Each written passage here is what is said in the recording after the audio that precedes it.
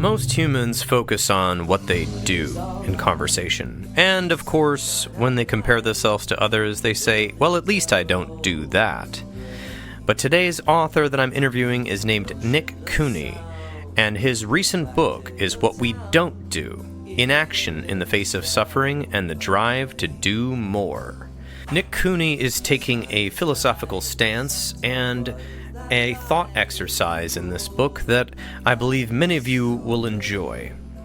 It is quite a thought-provoking book, and it is his fourth. Nick Cooney, of course, is involved in many different ventures, including nonprofit and for-profit entities. In the nonprofit space over the last 20 years, he has been focusing on advancing sustainable food and reducing animal suffering.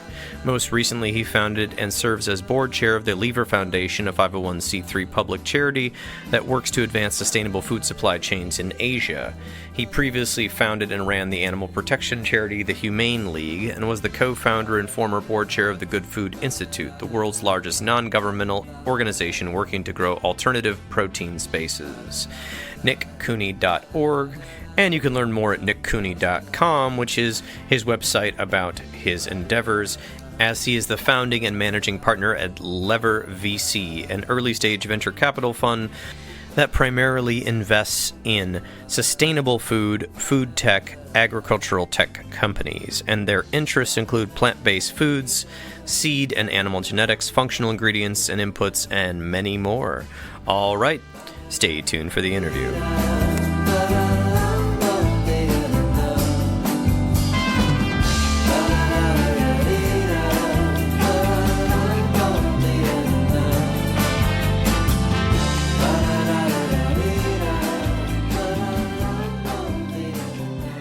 All right, we have our guest, Nick Cooney, the author of What We Don't Do: Inaction in the Face of Suffering and the Drive to Do More, that has just come out on the Regalo Press. All right, welcome, Nick. Thank you, Paul. Appreciate you having me on. Absolutely, my pleasure. I've been reading the book, and I have to say it was interesting. I have a lot of thoughts as a psychotherapist about, different motivations and ideas about this. But essentially, there is this, it's kind of like a lot of people are measured on what they do or what they say they do, but we don't often think about maybe what they aren't doing with their time, kind of like a trade-off. Kind of reminded me of Greg McKeown's work a little bit with the essentialism about all about trade-offs. But I'm curious about maybe why you chose to write this book. What was the inspiration for this? Yeah. So the book looks at that question of what we don't do generally from an ethical perspective. It certainly gets into our own psychology and our own lives in different ways. But ultimately, I think it's mostly coming back to the ethics of what we don't do. And the reason I wrote the book is that the impacts of inaction, like the impacts of us not helping others when we have the ability to do so without harm or risk to ourselves, like the impact of that is just so large today for those of us here in the US and in other economically developed countries that to me, it seems like such an important topic, yet one that, to your point, is virtually never discussed, right? You don't see it in popular media. There is literally no book that's ever been written about this. There's certainly academic papers, blog posts, those sort of things, but literally no full book ever actually written talking about the ethics and impacts of inaction. And so it just seemed like one of those things that it's quite important. This question certainly shapes how I live my own life, how I spend my own time and money and energy. And I felt like it's important enough and consequential enough in the world to deserve a book-length treatment in terms of thinking through, talking through it and its potential implications for our lives. So that was the reason. Yeah, absolutely. And it does have it's sort of a philosophical tone in the way that it's logically discussing the format and not as much emotionally.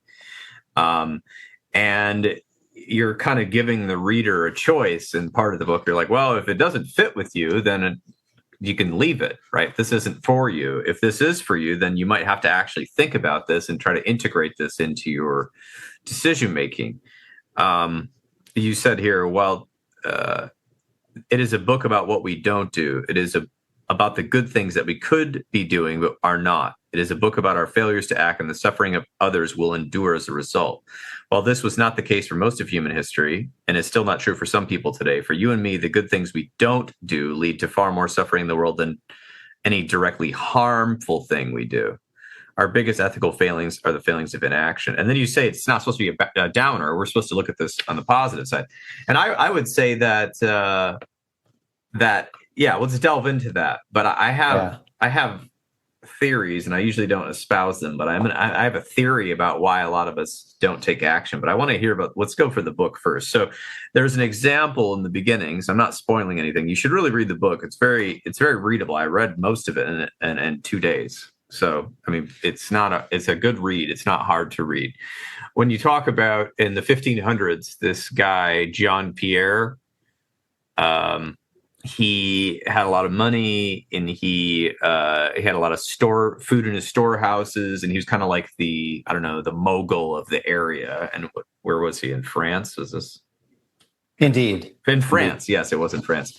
And essentially, there was this year of a drought, and a ton of rain wiped out all the crops in 1512. And a bunch of people started basically begging at his door, and he didn't help them. Is that kind of what I'm hearing? Yeah, and it's a fictional anecdote, but trying to get to just to give an example that's removed in space and time from our own lives about the impact of inaction. So indeed, you're right.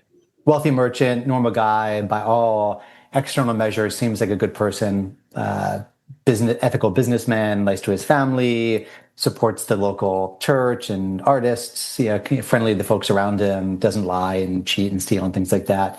But then, as you were describing, famine hits the town one winter. This hundreds of years ago. A lot of subsistence farmers living in the community. So there's some weather issues. There's drought. Famine hits the town. He's got folks from the village knocking on his door, asking for food, for support, and he chooses not to help them, even though he certainly has the wealth to help them. And as a result, a couple hundred die over the course of the winter. And then the book says, so imagine it's the funeral for this fellow, and people are talking about him and his life. Mm-hmm. I think for most of us today, looking back on that, we might think he was good in many aspects and most aspects of how he lived his life. But I think most of us would think, that not helping others when they were starving, needing help, and where he could have saved their lives but didn't, that was a black mark in an perhaps otherwise good life. And that's really the impact of inaction that the book is looking at. Again, it's a fictional historical anecdote, but meant to illustrate, and then the book gets into what is the actual what's the similar actual situation for people like you and me today in 2025. Yeah, and I would say it's interesting because, I'm just going to jump into it, and then we'll get back to the book and all my quotes. I actually believe that the economic system and the culture in the United States de-incentivizes helping others and giving. And in fact, it's set up so that you can feel like a good person if you're earning a living for yourself or your family around you. And that essentially the incentives are such in business, and business is integrated with your personal life, that we are incentivized against giving and against going out of our way to help others, but yet we can still sort of justify that we're part of the culture and we're a good person. That's my thought. What are your thoughts on that? A little loaded, but I'm just going for it.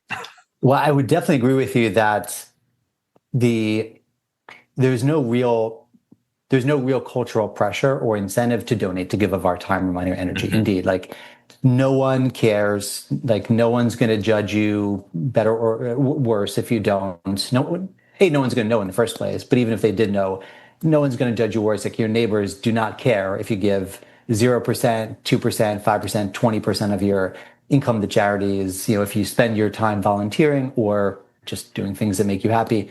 No one cares. There is indeed no social or cultural pressure to do otherwise. I mean, obviously all of us grew up hearing platitudes around that sort of thing, right? Like you'll see it in inspirational posters and things like that, kids' books, et cetera. It's not like there's nothing out there that provides some encouragement to help others. I mean, there is some of that, and that's great, and we should appreciate that there is some of that out there.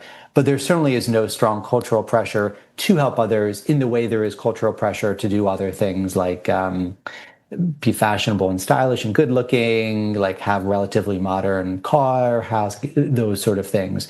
You're right. That is not there in the culture. Yeah, and I mean, yeah, I definitely think that, you see the Salvation Army person ringing the bell. There's St. Jude's commercials on television, and these obvious causes and celebrities kind of go at it. But I would say the underlying economic incentive is against that. So I think it's difficult as a person in the United States right now to, especially with a lot of people who are under the bottom 90% of earners. And if you look at the recent stats, most of the spending is being done by the top 10% of earners in the last 2 or 3 years.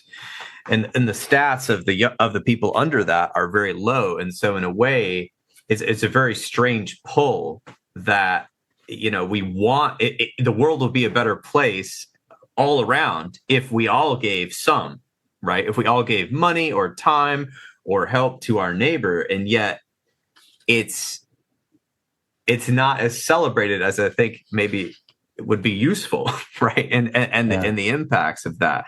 And then, it's interesting because our culture, in the current United States culture, which was brought over from Europe, has the major religion is Christianity, which you touch on here in the book.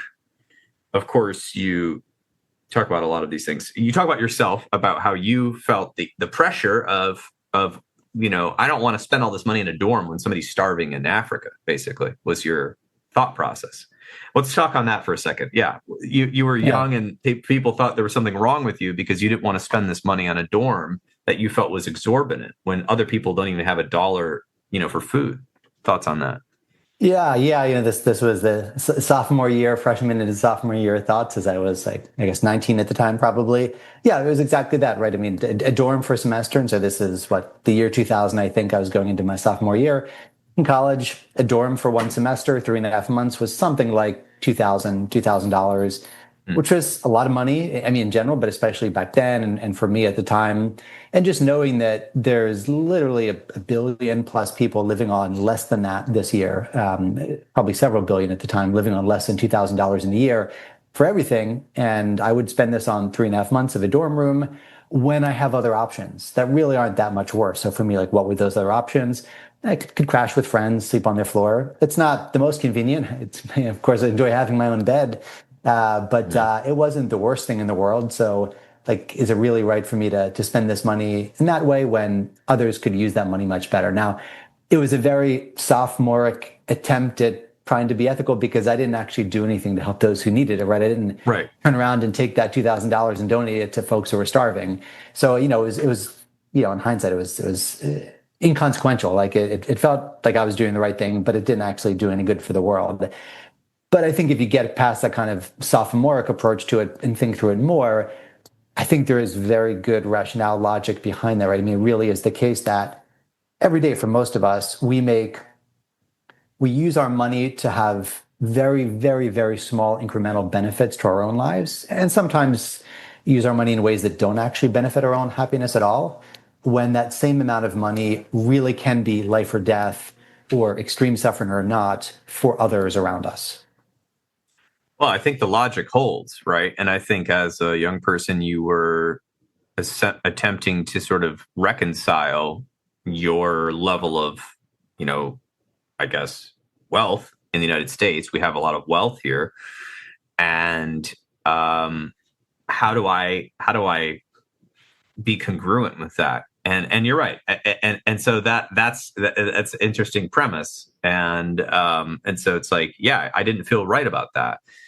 I felt similarly, but then there's also this helplessness that kicks in, I think, where you're like, well, okay, I gave $2,500 to this charity water. Well, that's I like that charity As everybody know, do you know charity water? They give 100% to the wells to get clean water all across the less developed places that have not clean drinking water, and then their admin is funded completely separately, which is a good thing if you know about nonprofits, which I run one, so I do.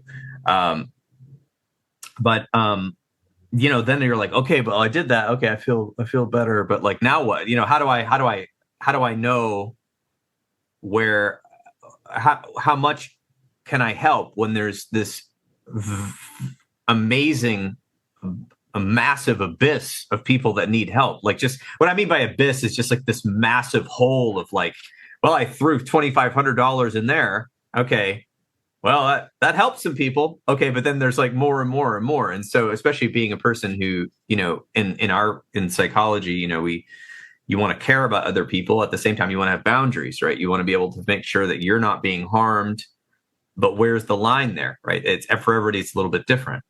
Some people would prefer, if you go completely to altruism, to kind of not worry about their own comfort as much, right? So thoughts on that?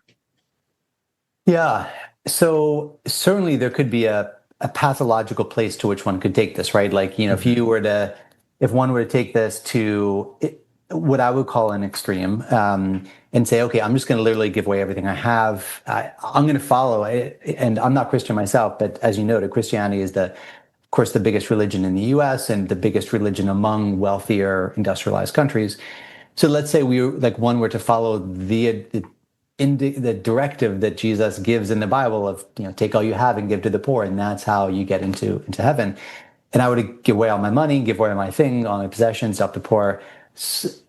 Like there could be, one could do that, and it could be coming from some sort of, I think, pathological condition, or just a concern that's more focused on personal purity and how one feels internally than actually our impact on the world around us, right? So I think there's some level there. And I think that would be bad. I think to do that would be negative, because if we put ourselves in that position, we might do something good in the moment, it might feel good, but we're not setting ourselves up to do the most good for others in the long term, right? So I think it's possible to take anything into a pathological direction.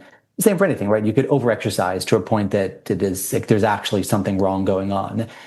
So we're not talking about that. We're talking about the level before that is strong commitment, like really putting your time and effort and energy into something in a good way. So think, and I use later in the book the example of Tom Brady from football. So widely considered one of the best quarterbacks, but also widely known for really optimizing his life around trying to be the best football player he can be. How he sleeps, eats, exercises, all those sort of things, how he spends his time. That I think is a good model for those of us who want to do more good in the world. And that's different from, somebody that just can't stop running and it's pathological, right? So yeah, there's always too much of an extreme one could take oneself to, and that's not what we're talking about here. We're talking about taking this notion, this reality that giving more of our time, giving more of our money, giving more of our energy, and putting those things towards causes, efforts, activities that save the lives of others, that significantly reduce the lives of others, putting much more of it in that direction because of that positive impact it can have. And then in terms of what that does for us in our own life, I think this is one of those really interesting things where I use the analogy of the French fry versus broccoli problem in the book, where, if you sit down to eat and there's two things on the table, French fries and broccoli, like your instinct, most of our instincts is to grab the French fries, right? Like they're probably gonna taste better. And in our short-term want is that, right? We crave salt, we crave fat, so we reach for the French fries. But if we think about our long-term desires, like to live a longer life, to live a healthier, vibrant life, especially in our older years, then broccoli is what we would want to choose at least, 8, 9 times out of 10. Maybe not 10 out of 10, but most of the time. And if we do that 8, 9 times out of 10, eventually over time, from force of habit, we start to really like the broccoli. Same like we like to start to really like exercising once we do that regularly and so forth. And I think the same thing applies here. I mean, from my own experience, it does. And I think from the experience of others I know, that giving more money to really impactful charities, giving more of our time and energy to thinking about how we can have a greater impact for those in need. Usually it doesn't feel great to start. Or maybe, volunteer for an hour feels great. Start doing it more regularly, it feels a little bit like a burden. at the start. But once you develop that habit, that muscle, it changes and it starts to be neutral to actually enjoyable most of the time, just like so many other things. So like when we're balancing this positive impact for others versus our own personal happiness, in most cases, it's not the trade-off that it might appear to be. First couple weeks, months might feel that way, but once you get used to it, I think it's one of those things that can actually add to one's happiness and well-being because you get used to it, and we're fairly neuroplastic creatures. But B, also once we get into it, we realize that we're actually spending our time, our money, our energy, our resources in line with what's really important to us, important on a deeper level, like a deeper level than just, I'd love to go eat a nice meal tonight or something like that. Yeah, that's excellent way of integrating the concept. And yeah, you covered Christianity, multiple very, very direct directives from Jesus to people he was talking to, like sell all you have, distribute to the poor, you'll find your treasure in heaven, come follow me. And the guy was sorrowful because he was very rich. And then this other part where it was like, the God is deciding who is good or bad, and the king will say to those, the king, I was hungry and you gave me something to eat. I was thirsty and you gave me something to drink. That's how I'm going to recognize you. I was a stranger and you invited me in. I needed clothes and you clothed me. I was sick and you looked after me. I was in prison. You came to visit me. Right. And versus the righteous who are like, look at me. I'm a good follower of you. I'm saying all the right things. I'm looking like I'm doing the right things. I might even give some money, but I'm not actually taking action. So it's just interesting that is the major religion in the United States. And I was going to say culturally, it doesn't feel like, at least in the current culture that I'm in, and this is my impression, in my opinion, it doesn't feel like that's emphasized. It feels like you got to earn it, right? We got to earn our way. It's all about this individualism, instead of collectivism. We don't see each other as similar. And this is a projection, but I'm just sort of pointing that out. So, but I did like this idea I liked all the ideas, but page 17, the central question of utilitarian approach to ethics is this: how can we reduce the most hardship and increase the most well-being in the world around us? And I really wonder about, I think as people, if we think about what's good for all of us, that helps all of us. Even if you end up helping somebody in your neighborhood or helping a local charity, the benefits won't be necessarily some sort of accolades or money that you might get from a job or a sports contest or something like that. But if corporations, if powerful people and lead by example, and then the rest of us are trying to think about things utilitarianly, like how can we put our effort, what we aren't doing, towards people or organizations that can help others around us change their lives, our society could possibly transform a little bit. I'm not sure what your thoughts are on that.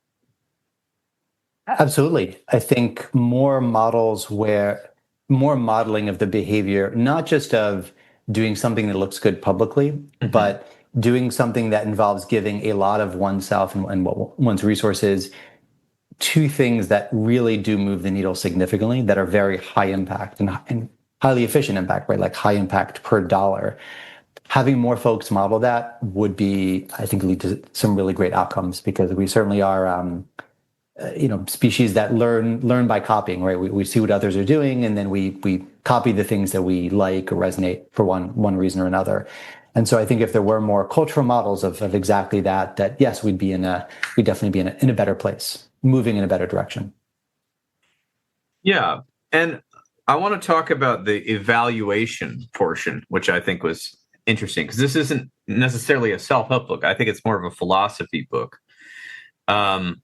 You have the 4 boxes: the bad things we do, the good things we do, the bad things we don't do, and the good things we don't do. And I thought that was pretty fun to look at, because the bad things we do, I mean, we can kind of look at those, but a lot of people, we don't want to see some of the things we do in a bad light. We want to sort of put a sheen on them or rationalize those behaviors or those choices. So, but if we know we're doing something bad in our heart, there'd be a shorter list, hopefully, right? Good things we do, we can't wait to make a long list for that, right? And all of us think about the good things we are doing or have done and typically feel the warm glow of satisfaction from having done them. And we can improve on this area pretty easily because it's like pretty direct, right? Bad things we don't do. This is kind of, you can maybe say your summary on this, but I think it's something that you said like hinges a lot. People kind of find it on personal identity, right? Like they kind of look at all these things. I'm not, I'm recycling. I'm, taking the bus sometimes. I'm, making sure that I'm not cheating on my partner. I'm trying to buy fair trade coffee, these sort of ideas, right? Or I'm defending the democracy or whatever. That one is interesting because it feels like something people really like to focus on. Like, look what I'm not doing. At least I'm not like that, right? What are your thoughts on that before we get to the fourth box?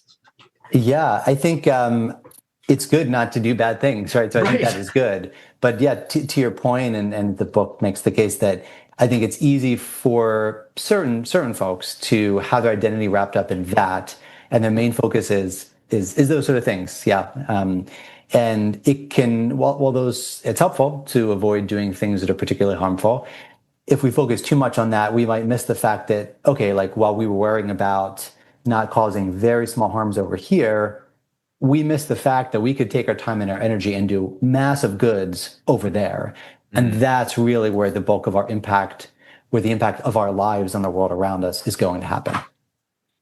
Yeah, the fourth box, good things we don't do, is something we probably only thought about very occasionally. We might have turned down a request for a donation from charity, whose work we like, not made time to visit an elderly relative, or forgotten to phone a friend who's going through a difficult period, and felt a small pang of remorse for our inaction, or for our inaction. But few of us have thought very thoroughly or frequently about the fourth box. I would agree with that. I think, I'll just bring myself into this. I was raised religiously, and so they were always talking about what we should be doing to help other people, right? So that kind of got ingrained in me, and it was just sort of something I was doing because my mother had a sort of obsession with helping people, like, because I think people had helped her, and so she was just like, oh, I found this family and they're really poor, so I'm going to bring them food like every week. Just like they didn't ask, she just would do it, right? And she was just like, oh, I found this thing at a store on sale, so I had extra money, so I bought it and I'm giving it to so and so. This is just like how I grew up. So for me, I always, to a fault, probably helped people to a fault, almost endangering myself in some of my days. Now I've tried to balance my life with helping and creating value and helping others in a way that is more balanced and healthy. And thus my career as a therapist and, running a healthcare clinic and all of that, and starting a nonprofit, which I think can help people. But I don't think that I'm normal. I don't think I'm normal, that I have this preoccupation with what I could be doing with my time. Like when I meet other people, that this is the last thing on their mind. They're thinking, when is my next vacation? How come I haven't won the lottery? My house is too small. My apartment sucks. I need this. I need that. I need a new car. It seems countercultural to where my experience in the United States growing up here. I don't know what your thoughts are on that. Totally agree. And interesting that is something you think about a lot as well, because for me, certainly that's a very constant, ongoing, or daily at least, thought process of how could I be smarter, more efficient at reducing the suffering of others in the world that really need that support. I think there's many reasons for it. I mean, I totally agree with you that there's like that ethic is not a common one in our culture, but I think it's also not a common one in essentially nearly any human culture. And I think there's reasons for that, right? If we look back evolutionarily, our brains are the way they are. Our brains were not crafted from clay to be the most ethically consistent, logically consistent, altruistic, compassionate beings that we could be. No, our brains, our hardwiring evolved because it was the hardwiring that helped a simian species survive in pre-industrial environment, right? Like it helped our simian ancestors and our human ancestors survive in small bands on the savannah. And so that's what we are hardwired for survival in those conditions, living in small bands, having few resources, being out in the wild in the way that they were. Our brains were evolved to survive there. And therefore, they're not wired to be the most ethically consistent or compassionate, altruistic people. And so I think there definitely is these evolutionary ingrained tendencies that we have to kind of think through and work against, right? Like that tendency to hoard resources. Clearly, that is just an ingrained thing that came from that helped survival in the past, but we don't really need today. Fear of strangers, fear of others who are different from us, who are far from us, that helped our survival in the past as a species, but today is not helpful, can actually be harmful, and certainly can get in the way of us doing a lot of good. So I do think that part of the biggest part of the reason for this is just that evolutionary baggage, you could call it, today that we live with. And so we do need to think through it, kind of reason our way through it, cultivate new habits, realize that things are very different today than they were 20,000 years ago. And then also to our conversational point earlier, it's only once that is accepted, lived, et cetera, by more people and modeled by more people, would it then work its way into popular culture, into schools, churches, TV, movies, those sort of things. And we're certainly not at that point right now. So yeah, I mean, I think it is just a reality of the species that we are and how we evolved. But I think we certainly can move in that more compassionate, more altruistic direction. I mean, clearly many of us as individuals can, and hopefully we as a global society can in the years to come as well. Yeah, I agree with that. And yeah, just a disclaimer, I'm not religious anymore. So I'm not like doing this out of fear. I think it's just sort of programming in that way. But I do agree that, obviously I studied the nervous system and whatnot. And it was clearly we've evolved to kind of protect ourselves and defend and take and hoard and make sure we don't starve. But it's kind of like my partner used this analogy about like if you grew up in a place where your house was always cold, you'd always be wearing a winter coat around the house. But then if you move to another state and where it's warm and you just have this habit of wearing this winter coat, it's not really useful anymore. You have to adapt to the new space. And I do think that humans have done some adapting. That is why we're here. But right now we're in a major problematic polycrisis that we can see. I mean, we've probably always been in polycrisis, but now we have the ability to see it with the internet and all the new technology. We can sort of see what's happening in real time with data and with people's self-reports and with incident reports. And we have more data than we've ever had. And we can see the disparities and the problems, but there doesn't seem to be leadership. And I have theories about that, because if for me in my psychology, I need to have power and I need to be in charge and I need to be a leader, this often doesn't lend to a utilitarian or sort of altruistic personality. This leads to like a leader who wants to have some sort of power or accolades in terms of some sort of trying to make meaning out of that, right? Where I'm the boss, I'm helping you. I'm the parent, I'm the father, the mother, whatever you want to call it. But if we don't have a government or business leaders who are trying to think about utilitarianism, we're going to have what we're having right now, which is, I don't know, last week, this Acrisure just laid off 400 people, which is a major U.S. firm, because they said all the jobs are going to AI, which means that they're just going to use electricity from the grid and water from wherever and replace 400 workers who now have to go find new work, which maybe not be a big drop in the bucket, but eventually, if we're trying to automate every job, what happens to people that need a job? Because our whole society is built around capitalism, that you have to work to make money so that you can have food and shelter. And if the robots are doing it all, I'm not trying to go that far, but I really think that's where a lot of big business leaders would like it to go. they could just keep all the cash, kind of make a little walled off area for themselves, that the incentive is to make more profit. That eventually is going to run up against, I think, the ability for humans to have food, clothing, and shelter pretty soon. It's already run up against it in other countries, but I think we're getting to a extreme area right now. I don't know what your thoughts are on that. I mean, certainly not a topic that I am an expert in, but Sure. I think it's an interesting one. So, let me give you the devil's advocate argument to what you're saying there. I think it would be that there can be other benefit, like even if the reason for doing that might be by the business leaders who are doing it is short-term profit motive or long-term profit motive.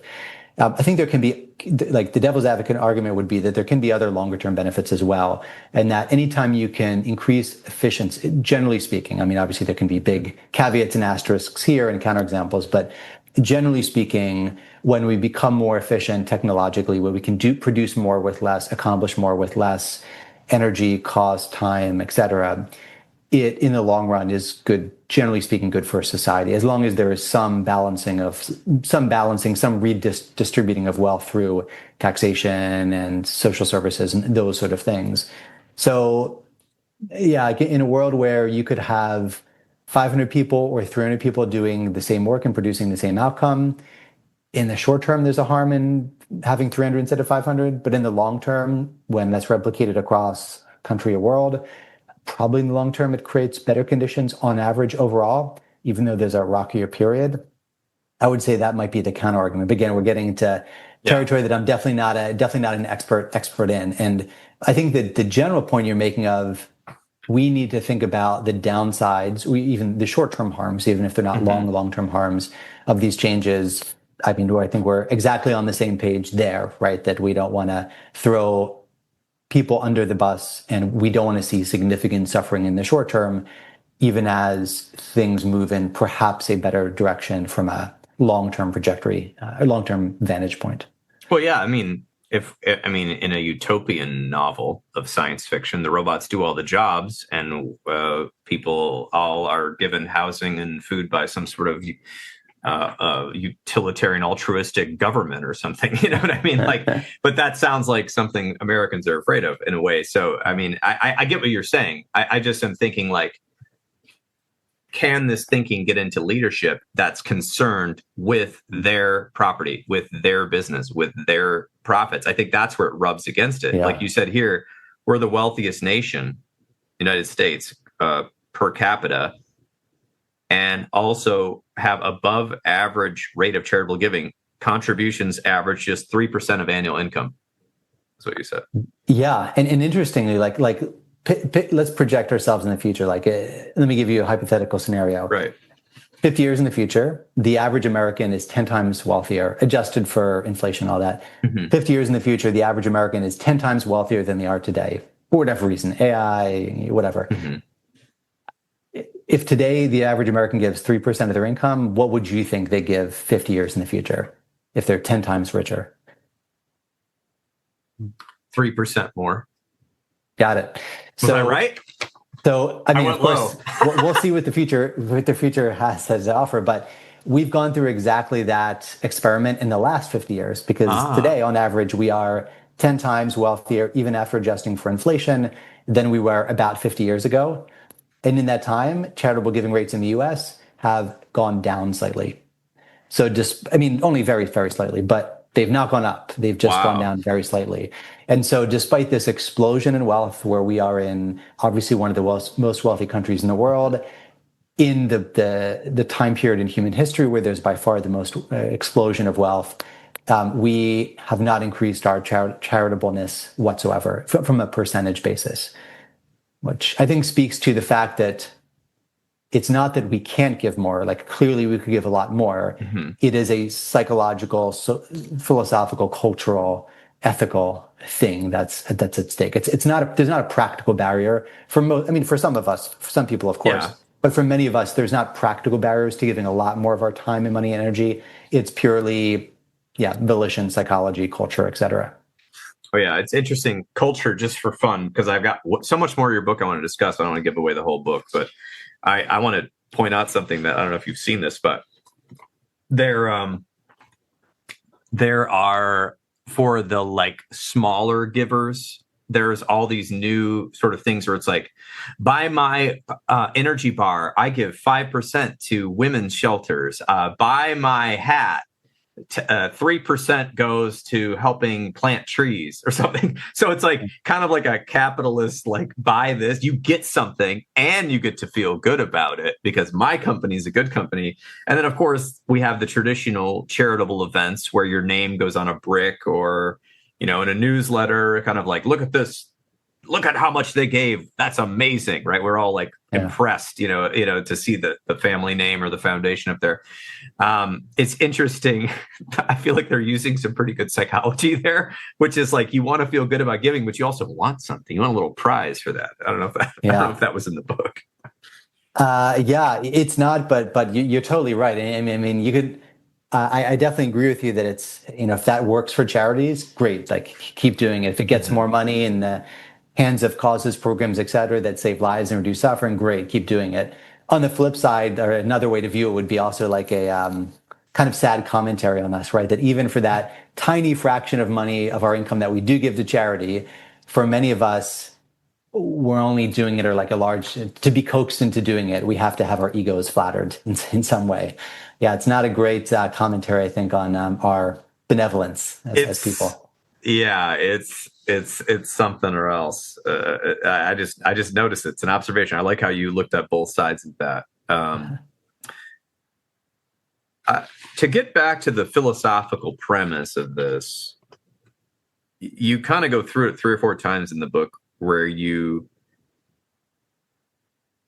talk about kind of accepting that inaction has consequences on the well-beings of others, for sure, practical and factual. Some of it could be imagined, right? We don't really know. Like, okay, well, I didn't stop to help that car that was broken. Maybe somebody else will, right? Our fantasy of that to get ourselves out of it. But we basically, it's essentially saying that there's real world issues depending on whatever choice you make has a cause and effect, is what we're trying to say. Like, and you get into trade-offs, which I'm a huge fan of trade-offs, but basically that you're making a case on page 72 that in certain cases, the real world actions of our inactions can be severe. Accepting this to be true, the question each of us must answer is how we will choose to live in the light of this reality. We can bemoan the situation and take the position that we did not ask for and do not want the responsibility for which it calls, that we do not want the pressure, guilt, or mental and physical sacrifice that responding to it would entail. But regardless of how we feel about it, the reality remains. Another way to say this would be as follows. Close your eyes and imagine you live in a world where every minute of time you spend, every dollar or you use, every dollar you spend, every bit of mental energy you allocate could mean the difference between another person living or dying, between another individual suffering intensely or having their suffering relieved. Now open your eyes. You are living in that world. What are you going to do? Dang. That was a mic drop moment for me. I was like, okay, yeah, it's true. Like, what, is it all about me? Is this like a Bachnalian? Is this what we're living for? Is just like hedonism, or are we trying to at least do something to make the world a little bit better while we're here? Right. And I think that's a premise I would like to see more widely broadcasted. Again, within reason. That's why I said the abyss, because I was like, it feels like it's a never-ending hole. And I hear this from people in the mental health field where they feel like I can't even bring myself to donate or do anything because all I'm doing all day for my job is trying to help people, and I'm overwhelmed by that. And then I'm angry that other people aren't helping who have, they work at some, cushy email job, and they're not doing it. They're just worrying about their next golf fundraiser for somebody's boat, so it's like they get angry, they feel upset, then they feel torn because they want to help. And and eventually I just say, just pick something. You start with 1 hour a month. I donated. I started back when I had very little money because I was a social worker. and and I worked for a charitable company, which made it even worse. So I was giving like $5 a month to this charity.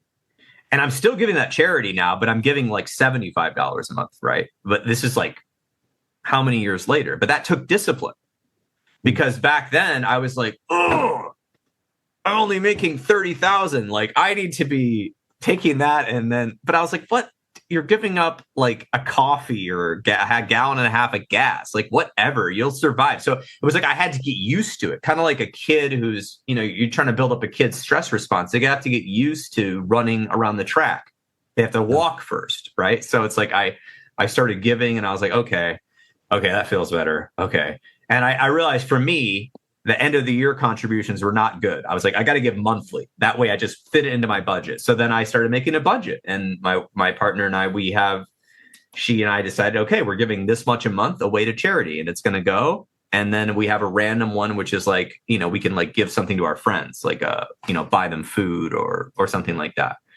And we just made it part of our budget, which, if you're super religious, the Mormons, they basically demand 10% of your income, and the bishop will look into that.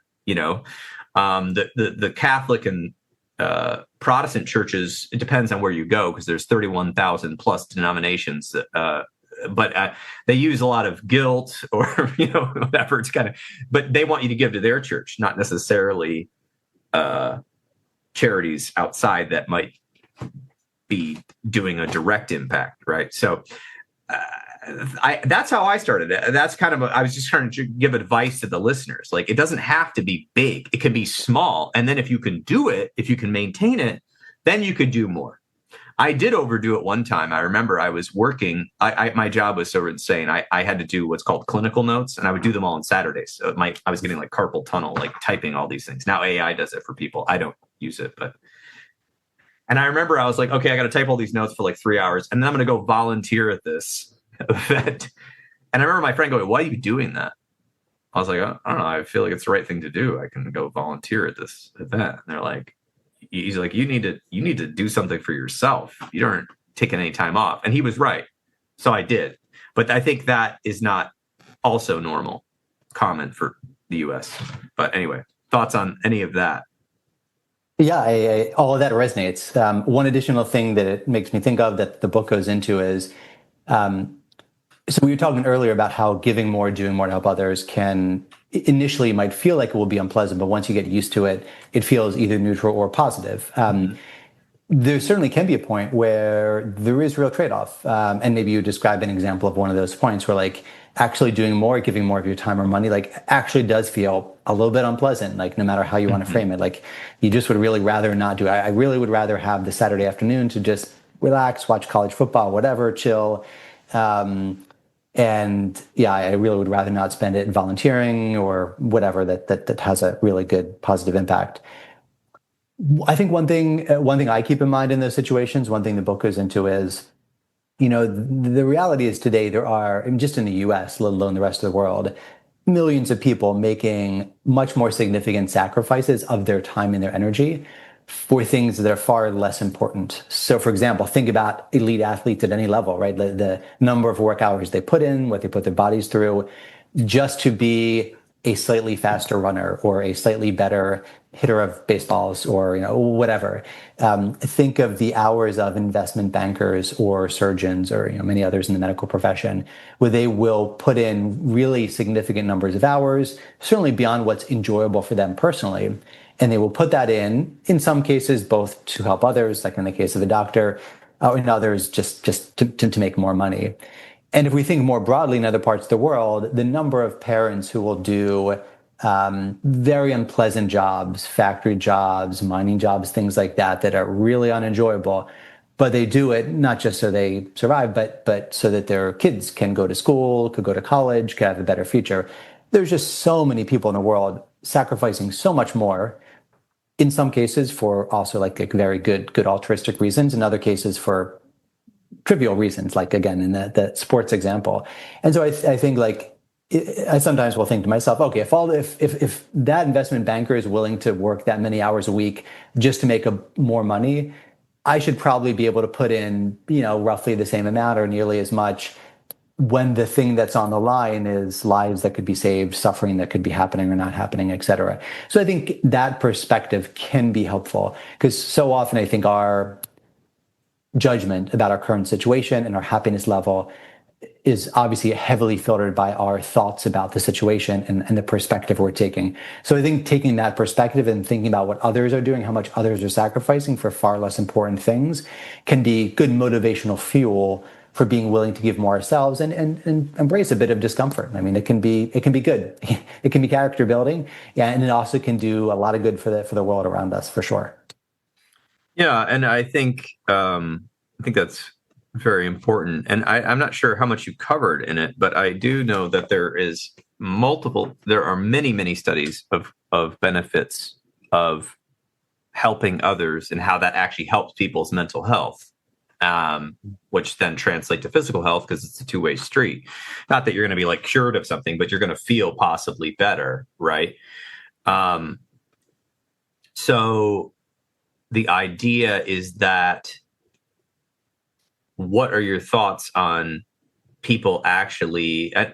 Okay, so everyone's obsessed with self-care. Self-care, let's go get an Erewhon smoothie for $25 that Billy Corgan said to buy, or whatever, or Hailey Bieber or whatever. And we should just do this like self-care. Okay, good, you should do self-care, but to what end? If you keep doing self-care, all about me, the psychological evidence is eventually you feel empty and horrible and awful, right? So essentially, from the studies, look it up. I don't have time to quote them all, but when people actually give to someone or something, or help a child or a little animal, or I don't know, maybe even, it depends on your skill level. Helping an older person, or setting up something to essentially help others on a larger scale, people feel psychologically better. Thoughts on that? 100% agree. 100% agree. I think you're right. I mean, you'll know the academic research and the field research from the therapy and psychology field more than I do, of course. But I've certainly seen and read exactly the same thing, that excessive focus on self, including internal happiness, generally leads to a decrease in those things. Like, of course, you can underdo it. You can underdo concern for your own well-being. But certainly today, for many people, it seems like the problem is it's way too far in the opposite direction of too much focus on self. And not only can that be bad for the world around us, but yeah, it can also, on average, is worse for you yourself if you're focusing too much on that. And indeed, absolutely, you're right, abundant research showing that doing things that benefit others, helping others, makes us happier. When we do it in small ways, even small things like opening a door, like trivial, meaningless things, but just like those polite niceties we might do, those actually do increase our happiness. And then more substantial giving and so forth in different ways also is indeed shown to increase both our short and long-term happiness. So, that's not, I think, like, we should realize that even if it didn't, it still would be good to do these things, but recognizing that, hey, that's a nice icing on the cake, a nice little personal benefit, like the name on the brick that we get from doing more of this, good to keep in mind. And also speaks to how bad we often are at predicting what will make us happy or unhappy. We're just so bad at it. Oh yeah, we're horrible at it. There's multiple books like The Happiness Trap, and I can't remember them all, but there's a bunch of them about, if you just Google happiness books, you'll find out, and they quote the research, that pursuing happiness to your own pleasure too much makes you miserable and want to do drugs or something. I mean, you can see the studies, but essentially, so that, for me, that's, since this a little bit of psychology, philosophy, I mean, I think that's, for me, I feel like that's an important piece. However, if you just are a person who wants to do something and you feel powerless in the wake of large global powers and businesses and people doing things, and you feel like you're feeling hopeless, usually, or helpless, I always say, start locally. Find something in your community that needs doing. Every place is looking for volunteers. The Red Cross is always looking for people to donate blood. There are kids that need to be read to at elementary schools all across the United States that don't have parents that have books in the home. And you could volunteer to read to them. You can rake your neighbor's leaves if you live in a place with leaves, or you can rake their lawn in Phoenix if it's gravel. Like there's so many things you can do that can make the world a better place if everybody, if you take action, right? Essentially, is what we're not doing. But again, if you really want to get involved, there's plenty of charities that are making a massive impact. You just have to research them, because not all charities are created equally. Not all nonprofits are created equally, because they're created by people. And I know that from experience. So, that's something so that's kind of my piece of advice there. But what would be something you want to tell the listener, Nick? Yeah, well, I mean, to build on that point you made, indeed, very dramatically different outcomes from different charitable efforts, different uses of our time, money, energy.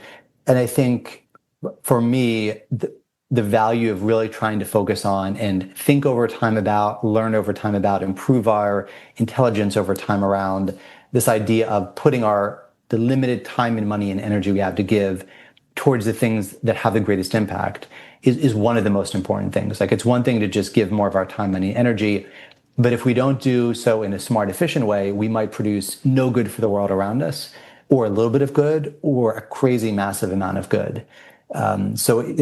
For example, on the side of helping humans, some of the most cost-efficient charities will literally save a life for each approximately $5,000 spent on their programming.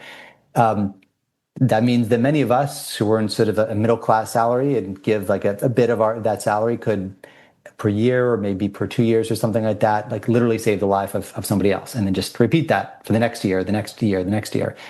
That's a crazy level of power that we have. There are charities that can restore sight to people who have lost it because of cataracts for about a $40, $50 per donation surgery. So $40, $50 donation turns into someone getting their vision back. And so everyone, nearly all of us could do that at least once a month, right? So thinking about that power we have, I personally do a lot of donating to animal protection causes because of the level of suffering that animals endure, especially on farms, and the cost efficiency with which we can prevent or reduce that suffering, where the particularly efficient animal protection charities literally can save an animal's life or spare an animal from lifelong suffering for less than $1. So if we have a cat or dog at home that we love, hey, you donate $1,000 a year to a really efficient charity, and you can spare a couple thousand animals just as smart, sensitive, et cetera, as your cat or dog from a lifetime of just abject misery or from being killed, period. So like this ability we have to impact so many other lives through so much suffering, it is sitting there waiting, but there's kind of two things we need to do to carry that out. One, give more of our money, time, and energy, but then two, give very, very smartly of it. And it's a learning process, right? It's not something you learn overnight, but having that goal of, okay, I'm going to try to do whatever I have to donate, if it's $100 a year, $1,000 a year, $50,000 a year, whatever it is, same for time, same for energy. I'm going to try to figure out how to get the most out of that. The most out of it this month, and a little more next month, and a little more the following month. That's just such an important piece of it. And in addition to the huge amount of good that mentality can do for the world around us, $1,000 sparing thousands of animals or giving dozens of people their sight back, as opposed to doing a small amount of good, that's great for the world around us. But also, I think in terms of our own selves, it can give us more of a sense of agency and power to create good outcomes in the world, where, sure, there's tons of things going on negative. There always were, there always will be. But we really can create these very significant positive improvements in the areas we focus on if we are smart about it and really focused on that cost efficiency piece. Yeah, and I think it starts with learning and research, like you said, and just trying. So, yeah, that's absolutely very thought-provoking book. I mean, there's the conversation. It was just random thoughts and observations I had thrown at you out of your book, and I think you answered very good questions. But for people that want to read the book is concise, it's easy to read, and it's short. It's actually only like 180 pages ish. So I think it's very readable and something that you could give someone for the holidays to make them think, especially somebody who's looking for purpose. I think There are a lot, and there's a whole industry of this where they're older and they've spent their entire life amassing fortunes, which is hoarding of money, right? Fortunes, property, boats, houses, and they don't even care anymore. They don't feel it, like they've gone their whole life working, trading off their time and their effort and their focus on this. And what really matters to them is their dog or their grandchild or a relationship or something, something bigger and greater. And we see that with the regrets of the dying. So, I mean, hey, don't stop. Don't think you can't start giving or thinking about what kind of impact you want to have on the world when you're young.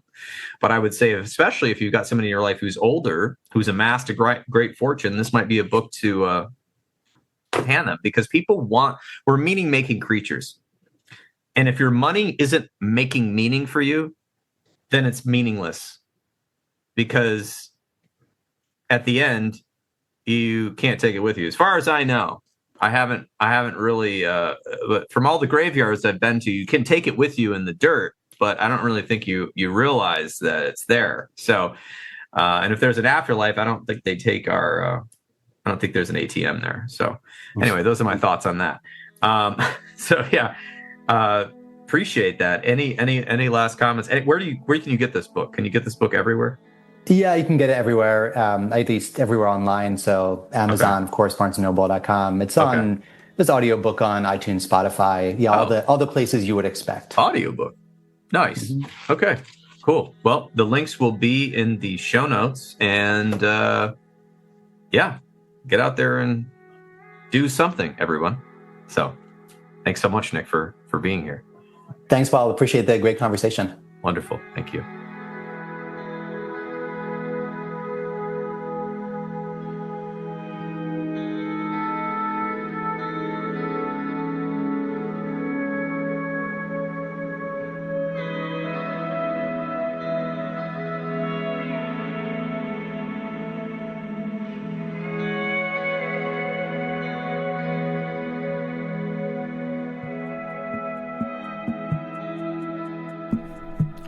And there you have it.